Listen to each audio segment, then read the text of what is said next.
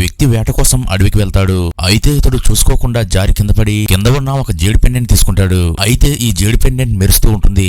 అప్పుడు ఇతడు తన వేలు కొరుక్కుని తన రక్తాన్ని ఈ జేడు పెండెంట్ కు అందించగా ఇతడు ఒక్కసారిగా మాయమైపోయి మరొక చోట ప్రత్యక్షమవుతాడు.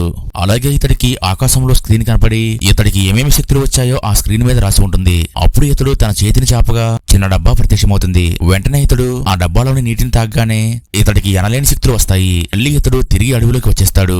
మొదట ఇతడు ఇదంతా కళేమోనని అనుకుంటాడు. అయితే ఒకసారి ప్రయత్నిద్దామని ఆ అడవిలో వెళ్తున్న ఒక అడవి కోడిని తన పవర్స్ తో కొట్టగా అది చనిపోయి కింద పడుతుంది. వెంటనే ఇతడు తాను వేటాడిన ఆహారాన్ని తీసుకుని ఇంటికి వెళ్తాడు. అయితే ఇతడి భార్య వీటన్నిటినీ చూసి ఇవి ఎక్కడి నుండి దొంగతనం చేశావని అడుగుతుంది.